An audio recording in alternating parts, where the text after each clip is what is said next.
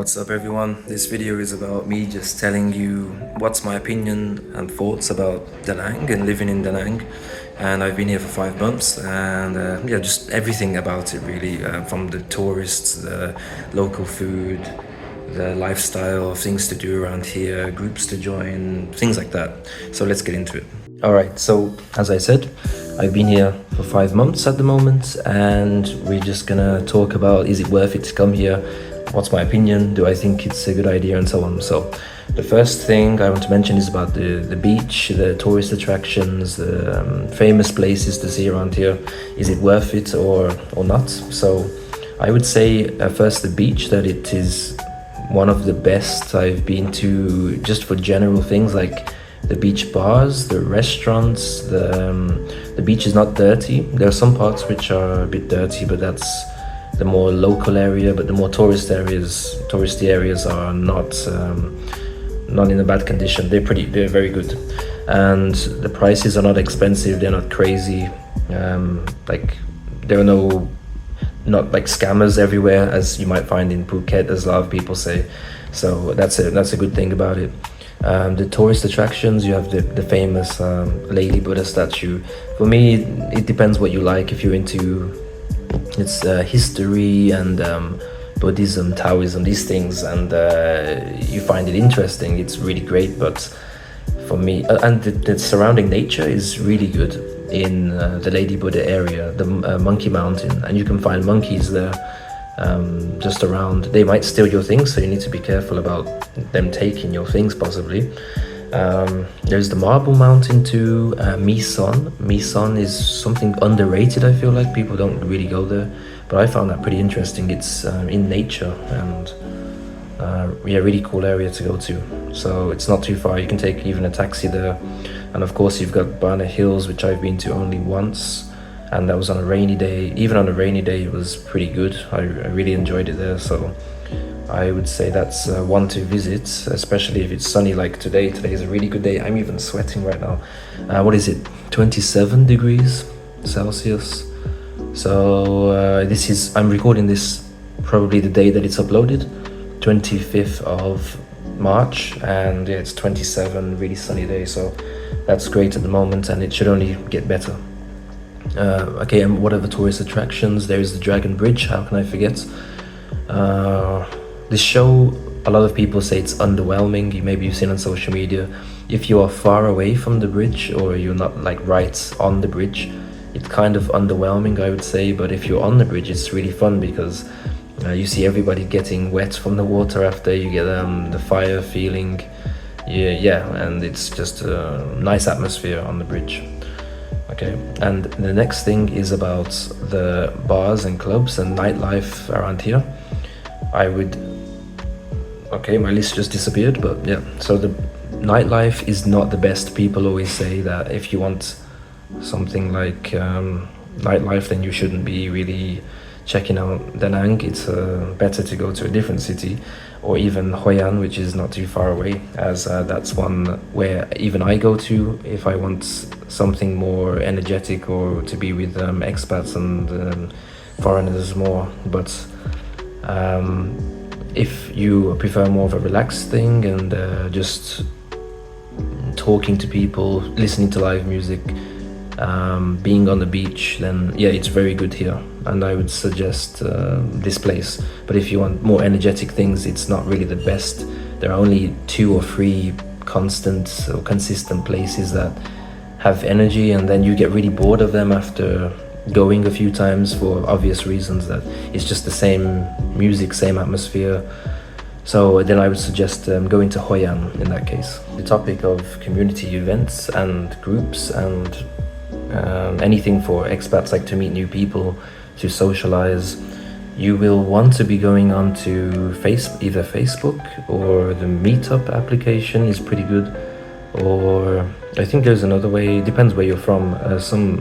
Some people have groups on different platforms from different countries, like there's a Russian community on other platforms that you can check out. But yeah, Facebook is the main way that you'll be finding any events. Like even later after this, I'm going to one event not from Facebook, but from the Meetup application, but it's also on Facebook. So yeah, you can find them these kind of places to meet new people. Of course, you have other platforms. Depends if you want like dating, then you know where to go. Things like Tinder probably is the best one for foreigners.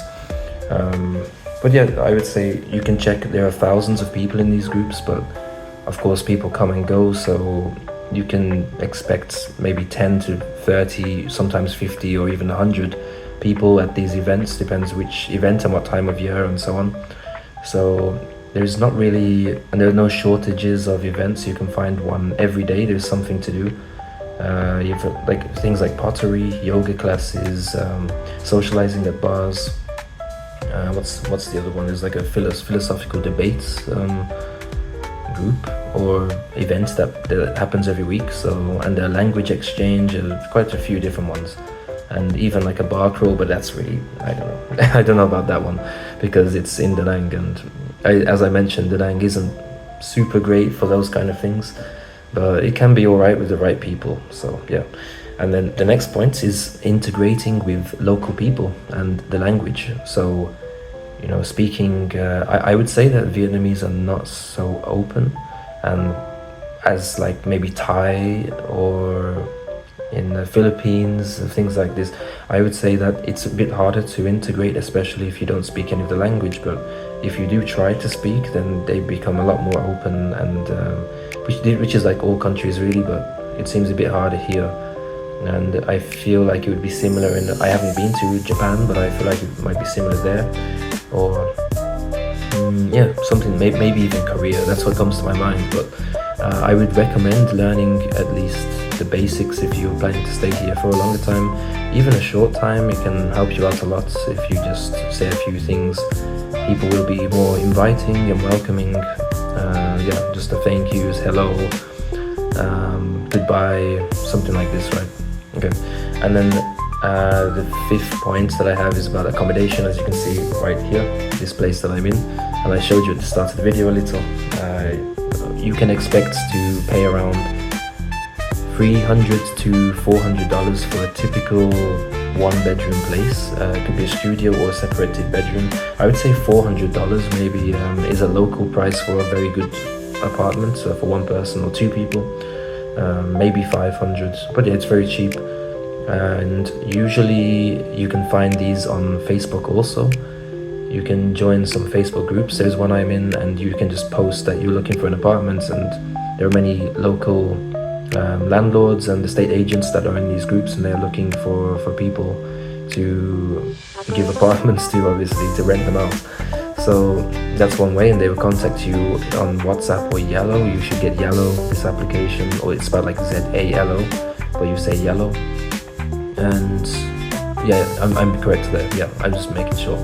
So that's the point about accommodation. There is also no shortage of it, but I don't know in the summer, as I've only been here at the end of summer last year, or not even that, it was like winter already, or autumn, November time, and until now, which is March. So I'm not too sure how the summer is, but I will find out very soon, right now and in the next month. But I'm going to Bangkok on the 4th of May, so, and I'll stay there for 1 month. But then I'll probably return here. So yeah, I will see how it is in the summer, or like September time, maybe July. And that's all, yeah, about accommodation. Any other points about it? I don't know. No, not really. You should check them out. And a lot of people, what they do is they book a hotel for a few days or a week when they come here, so they can view different apartments while they're here, which I recommend doing that. Instead of just like reserving one online, and then when you get here, you have no idea if it's actually what they said, because of course sometimes that happens. I know it happened to someone that they reserved one or booked it online, paid before they even came here, and then arrived and it was like a completely different place. So I would suggest not doing that. Yeah. And then the next point about daily life. If you're working here, daily life, that's a point. Okay, about daily life, I never cook, and I don't really do my laundry. I do a few things only when I feel like I do something like bed sheets, pillow cases, and these things. I have a washing machine, I do that, but for my clothes, no, because I can just save so much time by getting the laundry services here to do it, which are really cheap. About how much would it be? Around 50 cents per kilogram of clothes you can find places like this. And my typical wash for a week comes to around $3, maybe $2.50, something like this. So you don't even need to do that. I have a laundry service right next to my apartment, so that's the point, and that's the reason. It's just super convenient. And getting food on the Grab application, you will want Grab for taxis, for food, for anything, and it's also super cheap. So that's another reason I don't cook. It's just, it would be too much effort, not worth the time. I feel like even the price, it's probably a similar price, and maybe even more expensive to cook. I have no idea, but maybe, yeah. So it's just better to go to restaurants or to order food on Grab, for me anyway. Anything else about daily life? There are many supermarkets everywhere, even 24 hours. You can find them. There are 2 24-hour supermarkets within like 5 minutes walking distance from my apartment. So yeah, that's you'll find that everywhere in the city also. There will be a 24-hour somewhere like 5 to 10 minutes walking distance from you. Don't need to worry about that. And other things, daily life, nothing comes to the top of my head, but yeah. Anyway, the next thing about medical care and going to the dentist, checkups and so on. If you you will want to have travel insurance. Most things will be covered. I have like with AXA or AXA, this one, I believe it's with them, and it's a backpacker insurance. And this one, when I have sent them evidence and proof of anything I want to claim back, it's always been approved. Things like getting medication for any reason, visiting the dentist. I didn't actually apply, try to get money back, because I don't know if that would even work, maybe, but in fact it would work, because it was not like cosmetic. It was because I had pain, and then I got a clean.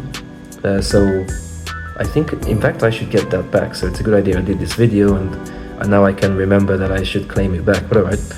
And then I also like getting a checkup in the hospital can be quite expensive, so you will want to get that back. But with my AXA backpacker insurance, they don't give me back everything. It's like 80%, 70%. There are some fees which I'm not even sure exactly why. I thought that I would get more than that back, even over 90%, but no. That's one thing to keep in mind, but that could be because I have the lowest tier of their insurance. So maybe on a higher tier I'd get all of it back, I don't know. Or it would cover more things, so that's a thing to keep in mind. And anything else about medical care? Dentist is the main thing. Buying medication, visiting the hospital, you can just, with the dentist and hospital, you can just walk in and somebody will usually see you that like same visit. If you stay, just wait for 20 minutes and you can get seen for whatever problem, really. And when I visited the dentist, I didn't book any appointments or anything like this. I just went there. They did a checkup for free, and then they found 2 problems, and I paid £20 for each thing, or what would that be, like $25, maybe $27, for like what's the name? A filling. Yeah, a filling and a whole clean of my teeth. So alright, and then the next point about visa runs. If you want to stay for a long time and your 3 months expire, or your 45 days, depends where you're from, of course, and you should check with your country and what are the rules in Vietnam and so on. But I have another video about the visa run, and I did it with a Lin Visa company, which is here in Da Nang, and I think they're also in Hoi An. So they will take you to Laos, to the Lao Bao border, and they sort out everything for you. You can do it with other groups too. I know there are some Russian groups again who they do it more for cheaper, but if you're not Russian, I don't know about going, or if you don't speak Russian, I don't know about joining those, how it will be, but I know someone who did that and it was fine for them, everything was good. So I would say that's not a problem here. You can do it in one day. You can go there, come back in like 10 hours. So yeah, that's all fine. And then a conclusion from me about what I think of this place, meaning Da Nang in general. We have a really sunny day also. Let's go and have a look. That it's, yeah, a pretty good place to live if you want a relaxed life. And you can see I have like these bars. It looks like jail or prison right here. But if you want a relaxed life, it's really good. If you're looking for something more energetic, maybe not. If you love the beach, I would suggest coming here for a while. If you want to meet new people, there's all the time. It's a great place for that. Visiting rooftop bars is one of my favorite things here also. There are many rooftops that you can see the sea from, which you won't get in a place like Bangkok, of course. You won't be able to like have the beach vibes when you're on the rooftop. So I would say, yeah, that's a big point. So I would give it an overall, my experience, maybe an 8 or 9 out of 10 compared to other places and in general.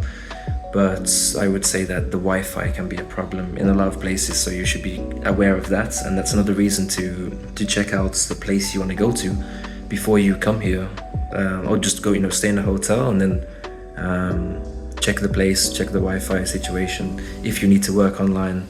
As right now I'm using my mobile data a lot for my job, which is not a good idea, as even that can sometimes crash and the data stops for a while and comes back online, and that's super annoying too. So it taught me a lesson, and I would say don't make that mistake also. So alright, then see you in the next video, and I hope this was useful. Let me know if you have any comments or questions, and that's all. Thank you.